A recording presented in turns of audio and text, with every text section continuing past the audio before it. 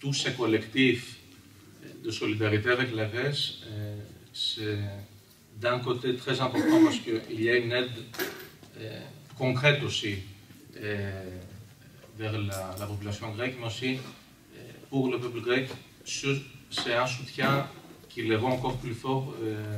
au niveau moral parce qu'ils peuvent comprendre qu'ils ne sont pas seuls dans cette bataille contre l'austérité. Et en ce qui concerne le centre social médical de Sparte, comme plusieurs d'autres dans tout le pays, c'est peut-être l'initiative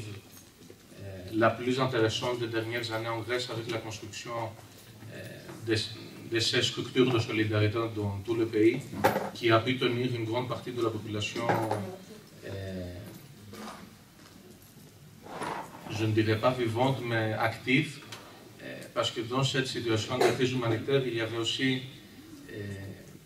une énorme pression psychologique vers des personnes qui étaient seules, par exemple, chez eux, qui a mené aussi à plusieurs milliers de suicides lors des dernières années, à cause de cette situation sociale compliquée. Et que ce soit au niveau de la santé où ça a pris le plus d'importance avec ces structures de solidarité, mais aussi pour des questions de nourriture, de logement, de transport, d'équipes légales et autres. Et ça a montré qu'une société parallèle peut exister et un autre monde peut aussi exister en dehors aussi d'un cadre légal. Parce que ce n'est pas des structures qui sont reconnues par personne, c'est des structures autogérées. Et c'est très important, lors de cette dernière période, le fait que ce n'était pas seulement par des gens de gauche qui ont commencé toutes ces structures, mais ça a pris une grande partie de la population qui est active via ces structures et qui a permis aussi le renforcement aussi de la pensée au niveau du collectif et de renforcer toutes ces personnes qui sont isolées, qui sont dans cette situation compliquée lors de ces dernières années. Et pour dire aussi un petit mot sur l'histoire de Viomé, c'est un projet très intéressant. C'était la première entreprise, si on peut dire, qui a été avec cette expérience, c'est-à-dire que les employés ont pu reprendre le contrôle de la production et de faire fonctionner de nouveau l'entreprise. Et c'était aussi l'inspiration pour le projet de loi, pour l'idée d'abord en 2012, qui va se transformer en projet de loi dans les prochains mois pour les entreprises autogérées en Grèce, qui puissent avoir un cadre légal pour de tels exemples, pour avoir aussi le renforcement de ce qu'on appelle en Grèce l'économie solidaire et sociale. Donc je voulais, pour vous expliquer un peu la situation actuelle, je vais essayer de me limiter un peu dans le temps parce que ça pourrait prendre plusieurs heures de débat. Je vais essayer d'abord de vous dire, dans un premier temps, la situation économique, comment elle a été prévue, au moins pour l'année 2016, mais aussi de vous expliquer qu'est-ce qui a été fait pendant ces 15 mois de gouvernement de gauche, et de vous faire aussi un point sur la question des réfugiés comme elle est actuellement, et aussi faire un lien avec l'Europe et les questions européennes. Donc pour commencer par la situation actuelle, et pour commencer peut-être d'une façon plus technique, de vous donner quelques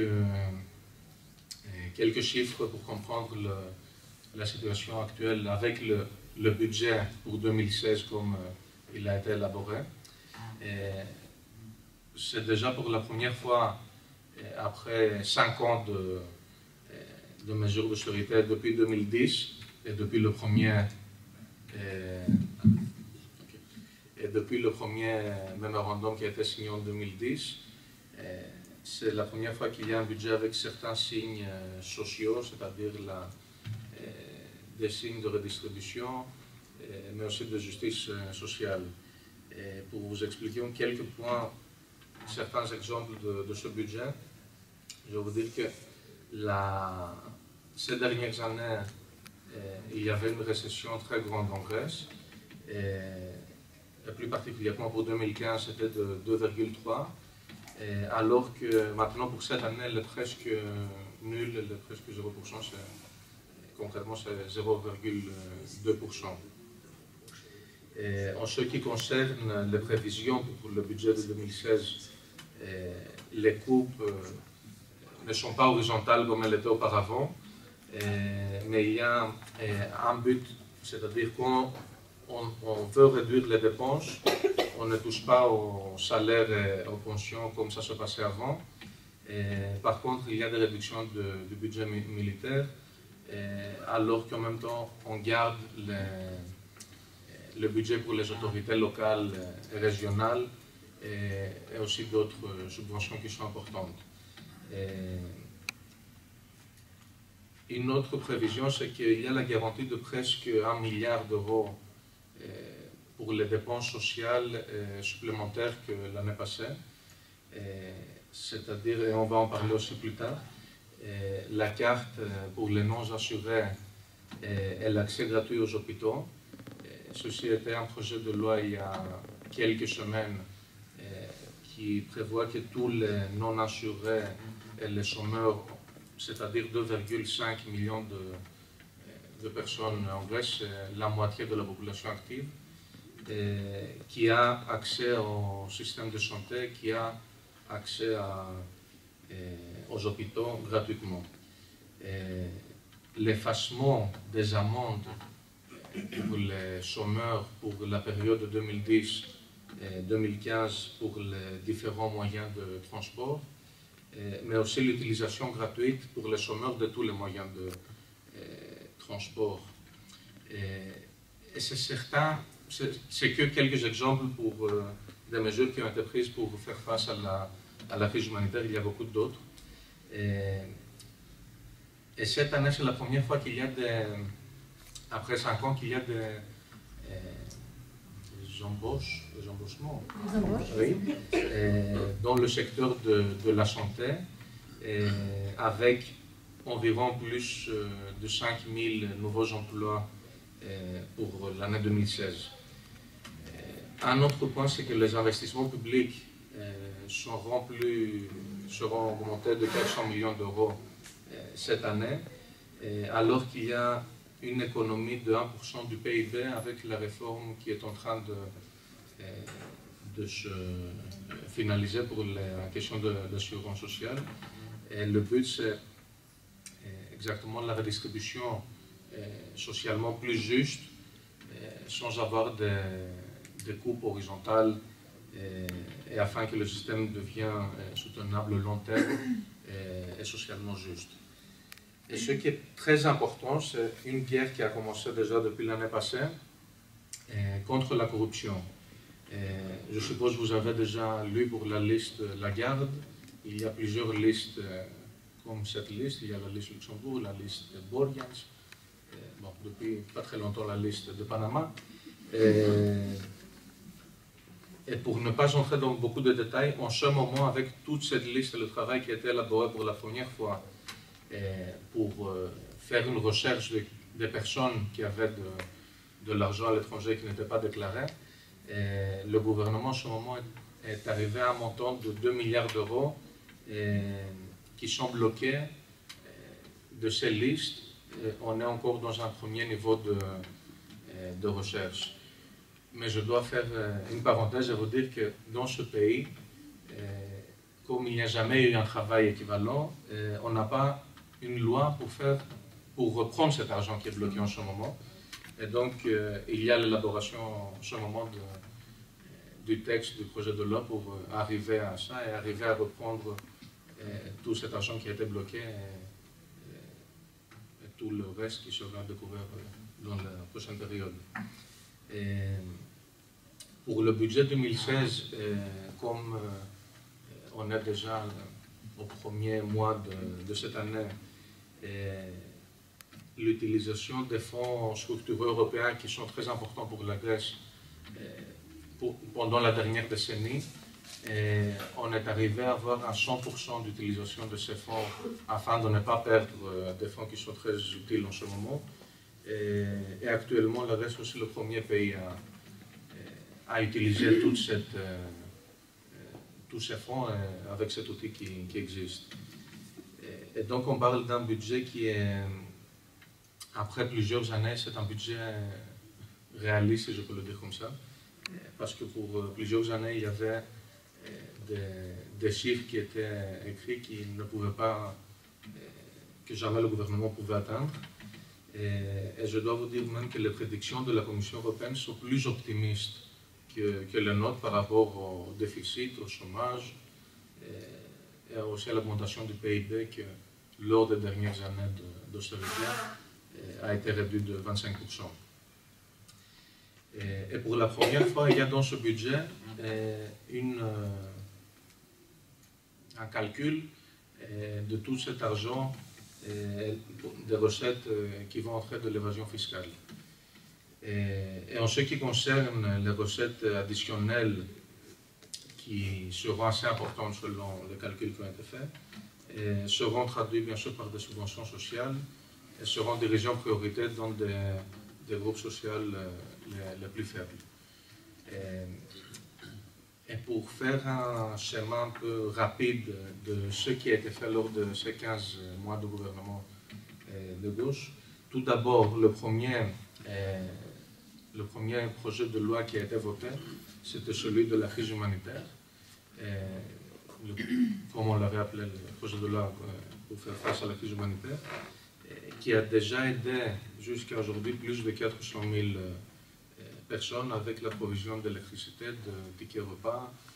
des subventions de loyer, mais aussi d'autres exemples comme, par exemple, pour la première fois en Grèce, d'avoir des subventions aux écoles pour avoir des cantines et avoir de la nourriture dans l'école, qui n'a pas été le cas auparavant. Et comme on a aussi plusieurs cas d'élèves qui allaient à l'école sans avoir mangé, que ce soit le petit déjeuner ou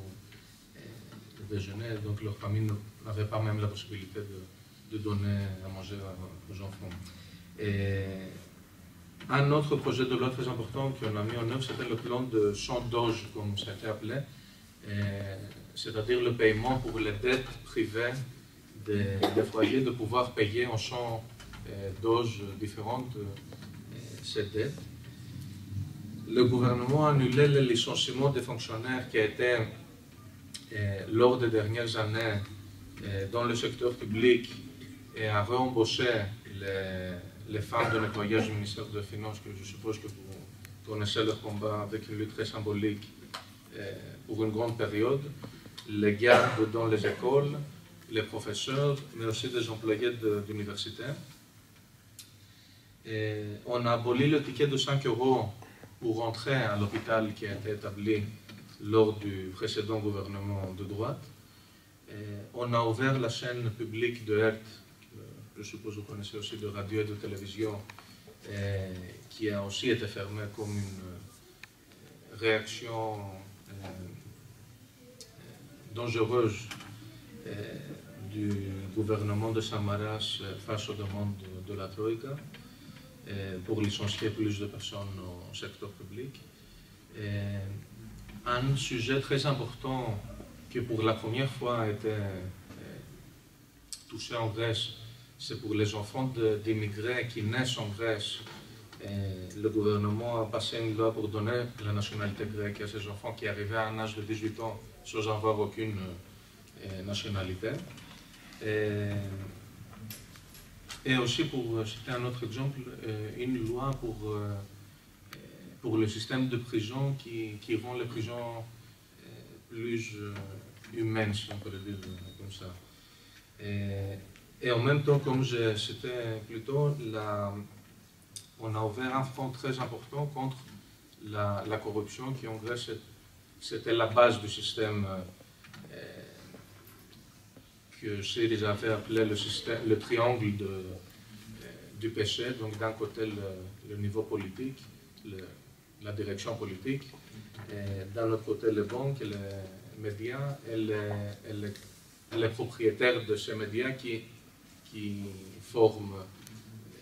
avec le contrôle aussi des banques, qui forment ce triangle, et les intérêts financiers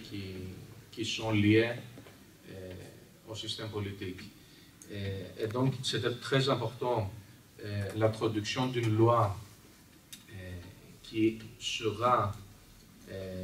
votée lors des prochaines semaines, qui a fait beaucoup de bruit en Grèce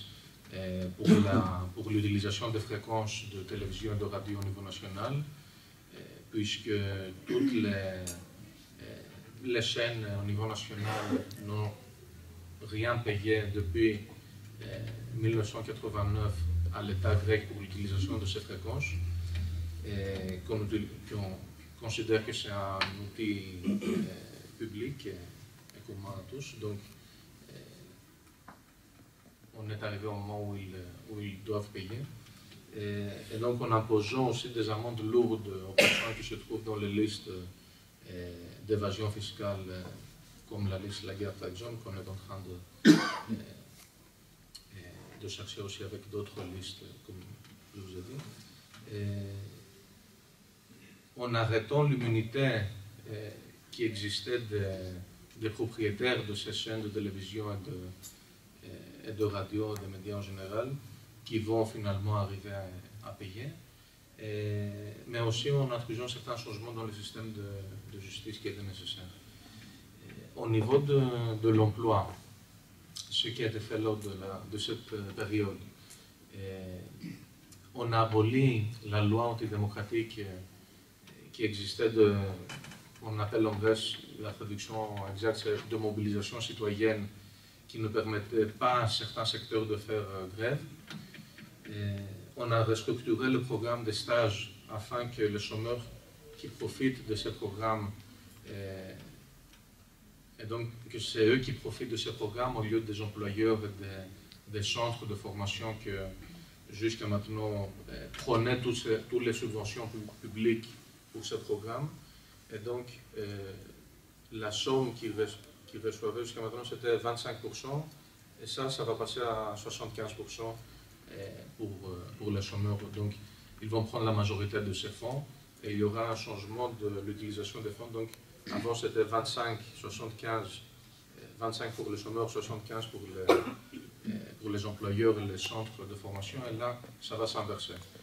Et donc, il y a déjà plus de 200 000 chômeurs qui participent à ce programme, et on prévoit aussi, pour une période temporaire de 8 mois, 150 000 nouveaux emplois pour l'année de 2016. Au niveau de l'État et de l'administration publique, il y a aussi beaucoup de changements, que ce soit au niveau de la démocratisation de l'administration publique, mais aussi du combat de la corruption qui est directement lié à l'administration, et aussi l'évasion fiscale. Et là, c'est un des secteurs que dans quelques mois, on a réussi à faire des choses qui n'ont jamais été touchées depuis des décennies. Un exemple qui n'est pas bien sûr lié à l'évasion fiscale et la corruption, c'est l'ouverture de la chaîne publique de radio et télévision. L'ouverture des grands cas d'évasion fiscale et de corruption, le renforcement du système de santé après une grande période. Et ces exemples que je viens de vous dire, bien sûr, c'est fait dans des conditions qui ne sont pas des conditions normales, puisque c'était implémenté dans une période de négociations très difficiles avec les créditeurs et dans un environnement d'asphyxie financière avec le capital control qui existe déjà depuis plus ou moins une année. Et en ce qui concerne l'accord de juillet de l'année passée et certains sujets qui sont encore ouverts à négocier, bien sûr, le plus principal c'est la bataille pour la restructuration de la dette. Et avec la pression qu'il y a eu pendant ces derniers mois de négociations, la dette est finalement mise dans sa perspective réelle, c'est-à-dire un problème économique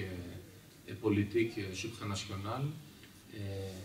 Et comme le retour de l'économie grecque à la croissance et à la fondation d'une nouvelle architecture financière pour l'Europe est lié à tout ça, ça dépend bien sûr de la solution de cette question de la dette. Et cette question de dette, je dois vous dire, on ouvre une autre parenthèse, c'est déjà réalisé par les créditeurs que c'est déjà entré dans les décisions du sommet européen avec une perspective comme ça, c'est-à-dire que c'est un problème qui n'est pas un problème grec mais européen. Et donc, avec la fin de l'évaluation qui est en train de se faire maintenant, on espère que ça sera terminé pour la fin de ce mois. Ça veut dire qu'avec la fin de l'évaluation, la prochaine grande bataille sera la question de la dette qui va ouvrir pour la prochaine période. Un autre sujet crucial qui est encore ouvert et donc à négocier, c'est la question des conventions collectives. Et on est en train, depuis maintenant un bon moment, avec l'Organisation internationale du travail, de préparer le cadre pour les conventions collectives, pour l'action syndicaliste, pour la protection contre les licenciements collectifs. En même temps, le développement des inspecteurs du travail qui ont comme but de combattre tout le travail qui n'est pas déclaré.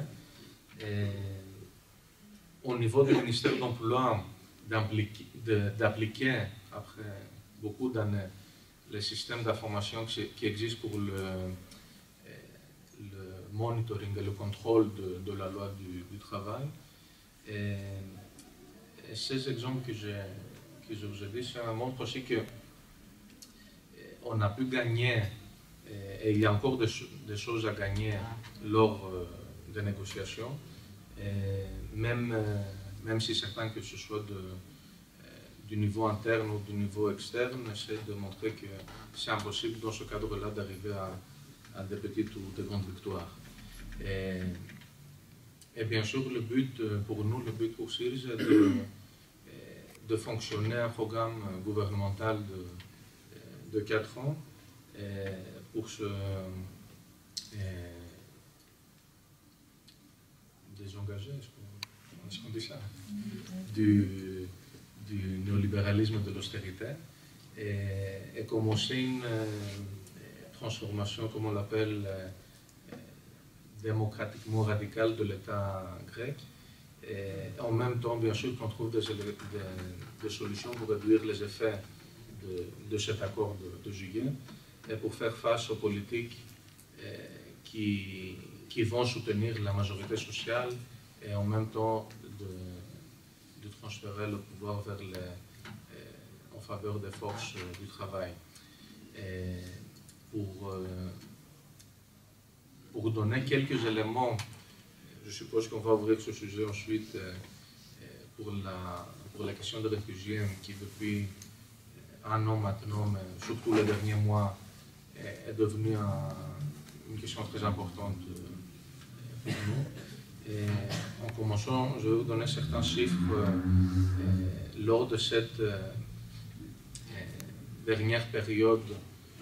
on a eu plus de 900 000 arrivées par la mer Égée de réfugiés.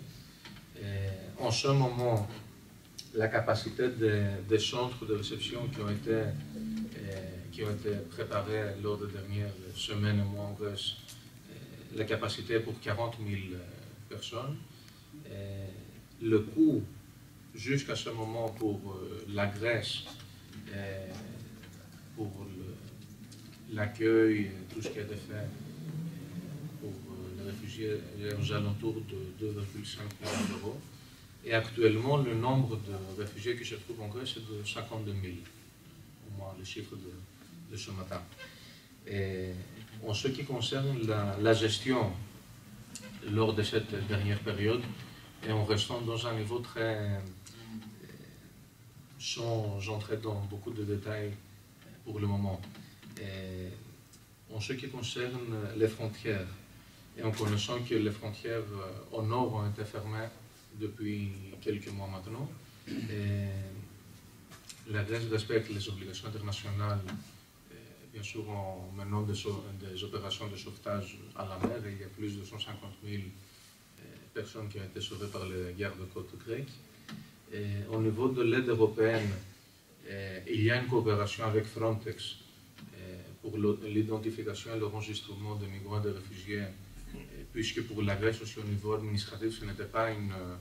c'était une nouvelle réalité à gérer et on n'avait pas les structures pour la gérer. Et donc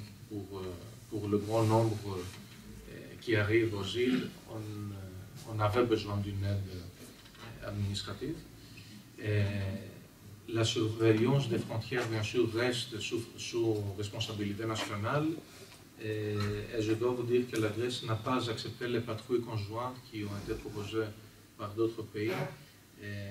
en ce qui concerne les frontières au nord. Et donc l'ancienne République yougoslave de Macédoine. La Grèce a demandé 1600 gardes de frontières sans machine Eurodac, ça s'appelle, pour faire cette identification et enregistrement. Pour le moment, elle n'a reçu que 170 gardes frontières et 48 machines Eurodac. Et on a activé dès le premier moment le mécanisme de protection civile de l'Union européenne afin de bénéficier de cette aide matérielle pour faire face à l'afflux très grand de réfugiés et de demandeurs d'asile. Le sujet très important de la relocalisation des réfugiés, le nombre reste très faible. Le programme, bien sûr, de relocalisation dépend des États membres de l'Union européenne. Et avec l'accord du sommet européen de septembre dernier, qui prévoyait 160 000 relocalisations de réfugiés dans les autres pays européens, pour le moment, on est aux alentours de 1000. C'est pour montrer les chiffres et aussi les limites, peut-être quelquefois, de ces sujets à l'Union européenne. Il y a certaines décisions qui sont traitées immédiatement d'une manière très dure et à la carte. Et certaines fois, c'est nécessaire de faire des négociations très longues et très difficiles, comme le cas de la Grèce. Et pour donner un autre exemple, le cas de l'Angleterre et le cas du Brexit, où ça a été presque résolu avec des équipes légales lors d'une période de quelques jours au niveau européen. Et bien sûr, je dois noter la solidarité très importante pour une longue période du peuple grec en ce qui concerne les réfugiés et les migrants depuis le début de l'année passée, qui était un petit nombre au début, qui commençait à croître lors de l'été jusqu'à aujourd'hui. Et donc il y a des initiatives dans tout le pays, pratiquement dans chaque ville, et aussi dans des villages aussi, pour la collecte de vêtements, de nourriture, mais aussi dans certains cas de logement chez des particuliers. Il y a une initiative qui a commencé il y a quelques semaines, en grec ça s'appelle Kalos tous bienvenus en français, où il y a l'effort d'élargir ce soutien qui existe déjà à un très grand nombre de solidarité, avec aussi l'aide de certains ministères qui sont impliqués à cette initiative. Par exemple, au niveau de le ministère de la Culture qui entre en contact avec des personnalités connues du monde de la culture pour faire passer encore plus fortement ce message de solidarité, mais aussi avec d'autres ministères qui sont impliqués directement à la résolution de problèmes qui émergent autour des centres qui existent dans tout le pays avec les réfugiés. Et bien sûr, il y a aussi une nécessité à ce niveau-là de l'élargissement de cette solidarité aussi dans un cadre européen, pas seulement pour avoir une aide directe vers les réfugiés qui se trouvent en Grèce, mais aussi la population grecque qui est en train d'aider dans ces conditions très difficiles les réfugiés, mais aussi dans un niveau plus politique pour sensibiliser aussi les populations dans les autres pays, par exemple en France aussi, parce qu'on connaît la relation des forces dans plusieurs pays, mais ce n'est pas dans notre faveur sur la question des réfugiés. Et en connaissant aussi en revenant à la question de relocalisation, que d'un côté, il y a la responsabilité des États membres qui est très importante à ce moment. En même temps, je dois vous dire qu'il y a des cas comme le gouvernement portugais, donc un gouvernement progressiste de gauche, qui a offert à accueillir quelques milliers de réfugiés, mais en ce moment, lors des premiers contacts qui ont été faits avec les différents réfugiés, je dois vous dire que c'est une situation très complexe parce qu'il y a des réfugiés qui ne veulent pas aller au Portugal ou en Espagne, par exemple, comme la plupart veulent aller surtout au nord de l'Europe, dans les pays où il y a déjà une communauté, que ce soit syrienne, afghane, d'autres pays où les réfugiés se vivent. Et ceux qui arrivent à un moment où la question de l'Europe et la place que le changement politique en Grèce de janvier 2015 et l'effet que ce changement politique a eu au reste de l'Europe était très important, pas seulement à cause du changement d'un gouvernement dans un pays de l'Union européenne, mais l'autre côté, c'est que le mécontentement des populations qui sont les victimes des programmes d'austérité dans plusieurs pays européens, mais aussi la force de cette victoire électorale de Syriza a donné une série de forces de gauche et de forces progressistes qui a mené par exemple à la construction du gouvernement progressiste que je viens de vous dire au Portugal,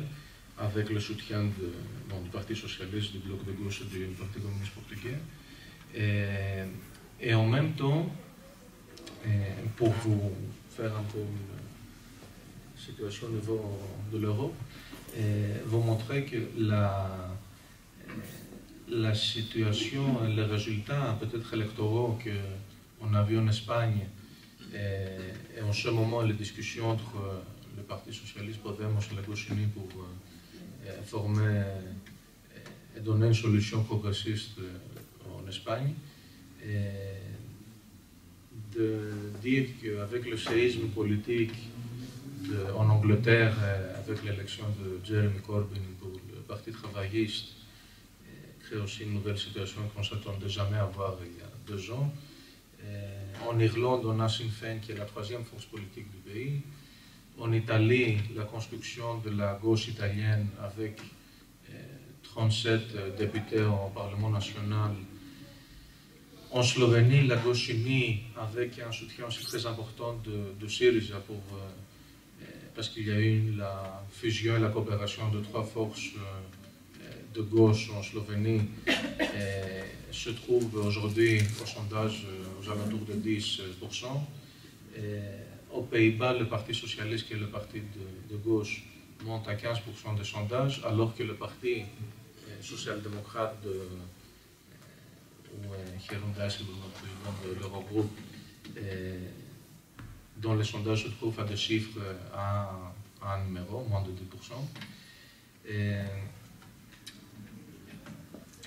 je cite tous ces pays pour vous montrer que depuis, pas seulement l'élection, la victoire électorale de Syriza, mais depuis le premier moment que la Grèce est devenue un phénomène mondial en 2009, avec la crise financière, la politique que Syriza a menée au niveau international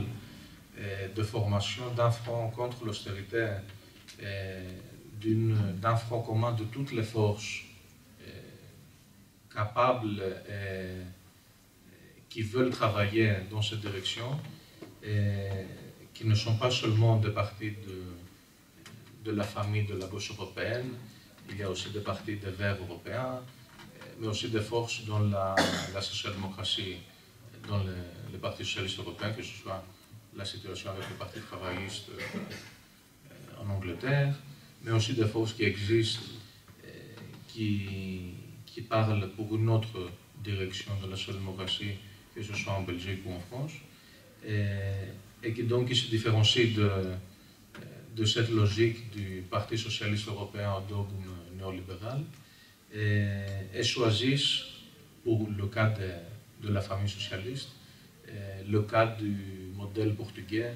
et donc de la coopération des forces de gauche. Et cette alliance qu'on est en train de créer, de travailler depuis quelques années maintenant contre l'austérité, met en avant la démocratie et la justice sociale, contre cette orthodoxie néolibérale qui existe. Et en regardant le paysage européen, je considère que c'est la seule qui peut arriver à faire des changements et arriver à arrêter la montée des forces réactionnaires d'extrême droite qui existent dans plusieurs pays, et arrêter que ce soit le nationalisme, le fascisme, le racisme, et donc de prévenir de nouvelles tragédies qui pourraient venir au niveau du continent européen. Et donc, la montée de cette extrême droite qui arrive comme une réaction du repli nationaliste devant la destruction des sociétés dans plusieurs pays, avec l'utilisation d'une politique de peur et d'une violente attaque de la démocratie, qui réalise aujourd'hui que la majorité politique néolibérale de l'Union européenne, au nom d'une intégration européenne qui se construit avec cette constitution d'une autarcie politique et financière. Et donc, pour nous, c'est un dilemme historique, pas seulement pour nous en Grèce, mais pour tous les peuples européens. Un dilemme qui est historique si les ruines de ce modèle néolibéral qui est déjà en faillite, comme on le voit, si ça va mener à plus de monstruosité, si je peux le dire comme ça, ou à un niveau type de solidarité, de démocratie, de coopération entre les peuples européens. Et c'est clair que tout dépend de la bataille qui sera donnée pour la relation des forces au niveau national et européen. Et nous, on considère que pour ceux qui refusent de donner cette bataille, qu'ils se mettent déjà du côté et qu'ils se mettent hors de l'histoire actuelle. Peut-être je vais m'arrêter ici pour permettre un peu de débat, sinon je vais continuer pour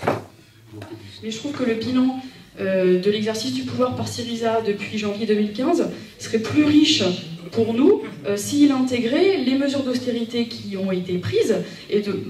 on le sait, hein, enfin, c'est pas la peine de nous faire un tableau en disant voilà, on a fait des mesures. On sait que vous prenez des mesures dans la mesure où les budgets vous le laissent, mais je trouve que nous parler du budget sans nous dire le poids qui est représenté dans ce budget par le paiement de la dette manque vraiment est très partiel. Enfin, quel est le poids de la dette et du remboursement de la dette dans ce budget? Quelles sont les marges de manœuvre qui vous sont laissées? Voilà. Et quant aux mesures d'austérité qui ont été acceptées, j'ai bien entendu l'argumentaire de Syriza au mois de juillet, nous disant que, voilà, on le sait, vous étiez isolés en Europe. Voilà, donc je ne suis pas là pour vous accuser de quoi que ce soit, mais est-ce que vous pouvez nous approfondir un peu la réflexion quand même sur comment un gouvernement élu sur un programme de résistance à l'austérité se retrouve à appliquer des mesures d'austérité? Alors avec quels arbitrages? Quelles mesures acceptez-vous de faire? J'ai pas entendu parler de privatisation. Il y a des privatisations massives qui sont faites. Alors certes, imposées par l'Europe, mais essayez de nous montrer, enfin de nous dire pourquoi il vaut mieux que ce soit vous qui les fassiez plutôt que les autres, parce que c'est un peu ça l'idée qui était au mois de juillet. Il vaut mieux que ce soit nous qui appliquions ce programme, parce qu'on le fera de la manière la moins pire possible. Il vaut mieux que ce soit nous plutôt que le PS ou la droite. Ben, d'accord, mais dans ce que vous avez dit, j'ai pas entendu comment vous l'avez appliqué différemment, comment vous essayez de limiter les dégâts, quels arbitrages vous faites dans les privatisations qui sont faites ou pas faites. Ben voilà, j'aimerais que ça aille un peu plus loin quand même dans l'exercice, dans la réflexion sur l'exercice du pouvoir. L'accord de juillet que la Grèce a signé, on connaît très bien que ce n'est pas un accord facile pour nous. Il y a des mesures d'austérité, mais nous, comme Syriza, lors de la campagne électorale pour les élections de septembre, on a dit ça à la population, que ça ne va pas être facile, que notre programme va être principalement pour limiter et arriver à arrêter ces mesures d'austérité, les remplacer par d'autres mesures qui ne vont pas toucher les classes moyennes n'existent plus, les classes pauvres. Et pour vous donner peut-être deux exemples, la réforme fiscale et la réforme pour les assurances, qui est en train de se finaliser, pour être votée bientôt. En ce qui concerne par exemple les agriculteurs, on connaît que ces réformes vont soutenir le 90% des agriculteurs. Par contre, on ne va pas soutenir le 10% des agriculteurs qui sont les plus riches. Du même côté, on connaît qu'avec les entreprises, les petites et moyennes entreprises, que ces réformes sont en faveur de la majorité de ces petites et moyennes entreprises et pas de grandes compagnies qui avaient aussi une évasion fiscale très importante et beaucoup d'autres sujets. Et les élections de septembre que la population a donné encore une fois son soutien à Syriza, pour la 4e fois ces 2 dernières années. Ce n'est pas par hasard. Là, on connaît très bien le peuple grec, ce qui a subi les derniers 5 ans et les dernières décennies, je peux ajouter, par les forces qui ont gouverné le pays les dernières décennies. On connaît très bien que les limites qu'on a dans ce cadre de l'accord de juillet ne sont pas énormes, mais c'est le sujet aussi de notre programme établi pour ces élections, le programme alternatif à cette austérité de cet accord. Et c'est dans ce cadre-là que des réformes que je vous ai citées, des lois qui sont maintenant des lois de l'État, ont été votées. Et il y a aussi certaines des lois où le quartet, on dit en français, ne peut pas donner son avis parce que c'est des sujets nationaux. Par exemple, la question de l'accès à la santé de la moitié de la population active qui sont chômeurs ou non assurés, ce n'est pas quelque chose où ils peuvent donner ou bloquer ce projet de loi. Et bon, je donne aussi d'autres exemples pour montrer qu'il y a des marges de manœuvre importantes, bien sûr dans des conditions très difficiles. En ce qui concerne aussi l'utilisation des mesures d'austérité, il y en a, on ne va pas le cacher, mais il y en a pour ceux qui n'ont pas payé jusqu'à maintenant les dernières années. C'est-à-dire, comme je citais plus tôt, des gens qui étaient dans ce triangle du péché, comme on l'appelait en Grèce, des propriétaires des médias, des banques, des couches sociales plus riches qui avaient leur argent à l'étranger. Et c'est peut-être aussi la raison pour laquelle le soutien électoral de Syriza provient des classes les plus faibles dans les quartiers les plus populaires, que ce soit d'Athènes et de tout le pays. Si vous prenez la carte d'Athènes avec les différentes municipalités d'Athènes, au nord d'Athènes, où c'est des quartiers riches, et aussi à la côte d'Athènes, près du Pirée, où c'est des quartiers plus, des gens plus riches, c'est le seul endroit dans cette carte d'Athènes où la couleur est bleue, parce que le soutien vers la nouvelle démocratie, le parti de droite, a été plus important que celui de Syriza. Dans les régions les plus populaires et les quartiers les plus populaires, tout est rouge. Et ce n'est pas par hasard que tous nos programmes, pas celui qui répond à l'accord de juillet, mais depuis le premier moment où on a élaboré un programme gouvernemental en 2011, et aussi pour l'application du gouvernement 2015, de janvier 2015, on connaît avec qui on veut gouverner, avec qui on veut soutenir et avec qui se battre. On connaît très bien aussi que, en ce qui concerne les mesures, des décisions très difficiles comme la question de privatisation, on ne va pas la faire de la manière qui a été faite auparavant, c'est-à-dire, pour vous donner quelques exemples, pour le port du Pirée qui a été privatisé avant que Syriza arrive au pouvoir, c'est clair qu'on ne peut pas changer des accords qui sont établis dans un cadre légal très compliqué à faire changer, avec la compagnie chinoise qui a acheté le port. Mais on a pu changer par contre les termes de ce contrat, de réduire l'utilisation du port à une période moins longue que celle qui a été décidée, avoir des droits du travail qui seront respectés dans cette zone du port du Pirée, qui n'était pas dans le cadre qui a été décidé avec le gouvernement précédent. Et en ne formant pas des zones avec des employeurs chinois, comme on appelle en Grèce, c'est-à-dire sans aucune protection, sans le droit de se syndiquer, sans le droit de s'organiser, et autre chose. Par contre, pour dire aussi quelque chose où on n'a pas pu gagner, c'était la question des aéroports régionaux. On a 14 aéroports régionaux ont été privatisés à une compagnie allemande, en connaissant aussi en même temps qu'à ce moment-là précis, l'année passée, que cette décision a dû être prise, on était dans une situation, avant cet accord de juillet, où on ne connaissait pas si on allait payer à la fin du mois les salaires et les pensions. C'était une situation financière très difficile, et c'est pour ça que je dis que c'était une défaite, le cas de perdre les aéroports régionaux.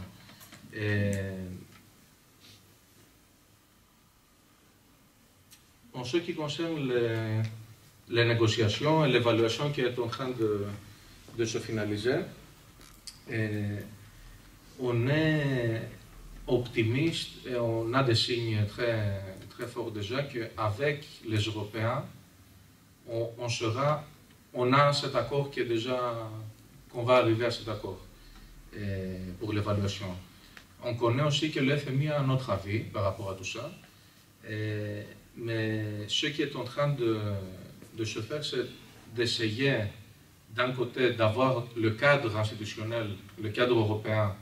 et aussi en ajoutant le Parlement européen,